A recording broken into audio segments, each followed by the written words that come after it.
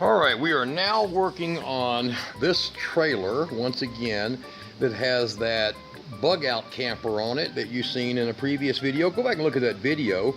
And for anybody that needs these kind of parts that work for what I'm using for like trailer shocks and how to design it, look into my video links down below where it says upload, below whatever kind of crap or ads they put on my videos.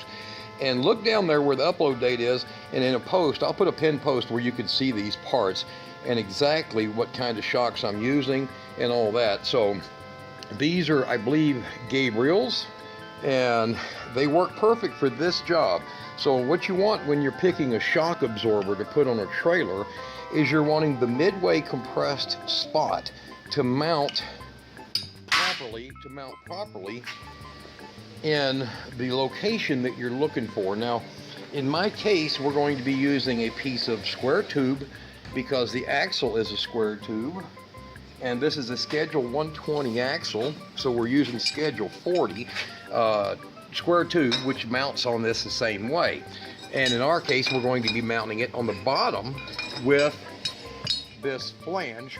That the flange is actually used, it's actually the perch made for a trailer. So you can see that down here, right underneath there. That is the piece that it mounts for the spring. So spring perch holder or axle holder. So we're gonna mount that underneath on that, along with a shock absorber that can be easily adapted, and they might be $15 or $20, but shock absorbers are well worth it because these tires, look how they have worn, and we don't want them cupping or getting worse. We want to absorb that damage before it tears up a set of tires. We want them nicer like those. So this one's going to end up being a spare at some point, and I'll replace it with one that's close to these. But that's the reason I put shocks on my trailers. And I've had people tell me, I had a Walmart guy, complete asshole, tell me that was mounting tires, you don't need to balance trailer tires, and get that cupped up piece of shit. I mean, come on, man. You put shocks on it and you balance it, you just buy more tires. So, and more tires, and going down the road, you feel a trailer jerking behind you. That's an out of balance tire and no shocks. Or it is the fact that putting on shocks makes your sleeves in here last twice as long. So you just do this and you don't have that service call issue on your trailers.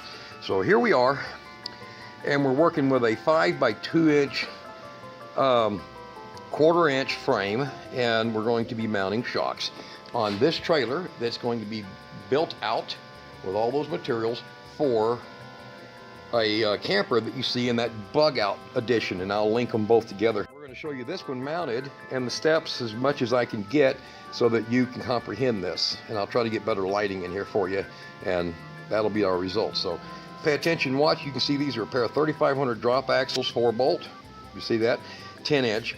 And we're going to make it to where it tows nice by putting shock absorbers on it. And like I said, you want to make sure that your midpoint compression on your shock matches a clearance area, and your shocks mount from your center point of a double axle, or they mount on the rear of a single axle. So in the single axle's case, they would mount back here, and in a double axle's case, they would mount here. And the reason is that's your pivot points. That's a rigid point back here that will not move. If you have a slip axle, you mount it, of course, on the slip axle end, whichever side that ends up being.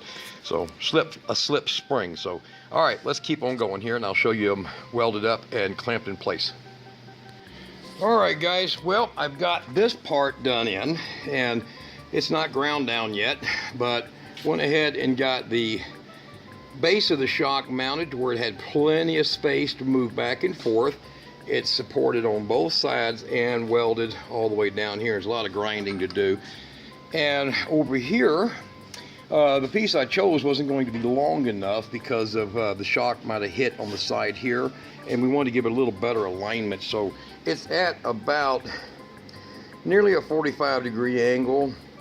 It's closer to about 40 degrees, so it's got a lot of easy play. And if you look at this over here, the way that that'll swing, it'll actually be perfect for this. So this shock is compressed about 40% right now, and then as it makes up it allows me 4¼ inches of travel. Now, the frame has nothing on it as far as weight, and it's currently setting up on its jacks a little bit, so the tires are contact plus about 20–30% of the weight.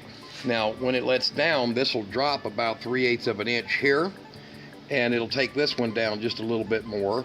But when the weight of the whole structure is on it, this will be down about to 3½ inches, which gives it lots of lift and play. And being able to do this, the axle actually does this because of the way that the swing joint is set up on the trailer. So it actually does this, and on the other side over here, we're going to have a shock that comes up this direction, allowing the axle to do that when it hits bumps. So there's the mount. It's just a matter of putting all the rest of the parts and hardware on, and that's about it. We have the hardware to torque down, and I'm going to put some thread lock on this, and then we have the rest of the hardware that will go up underneath down in here, and we'll put thread lock on it and the nuts and bolts on it. So we are done with mounting the shock. It is ready to roll. All right, and the rest of it, same thing all the way around. This trailer will ride better and less damage to the contents or the tires. All right, guys, that's it for simple shock mount. You can weld them up, you can do them yourself, you can make a frame piece, you can make an insert, drill it for bolts and bolt it in, you can weld it up on a table and climb up underneath your trailer in a finished trailer and put that in. It works nice. 50 bucks, 75 bucks total cost, beats the hell out of one tire getting destroyed.